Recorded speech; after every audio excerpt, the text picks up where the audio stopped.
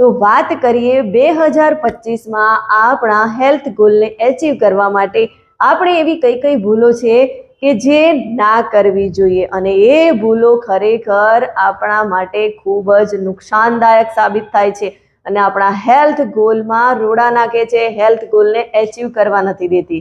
તો સૌથી પહેલા તો આપણે હેલ્થ ગોલ લઈએ છીએ અથવા તો એવું વિચારીએ છીએ કે હું આ વર્ષે 10 થી 15 કિલો વજન ઓછું કરીશ, અને આપણે આવું વિચારતાની સાથે જ અનએથિકલ ઇમ્પોસિબલ ગોલ સેટ કરી લઈએ છીએ. આપણે એવું વિચારી લઈએ છીએ કે 1 મહિનાની અંદર હું 10 કિલો વજન ઓછું કરી દઈશ, 15 કિલો વજન ઓછું કરી દઈશ.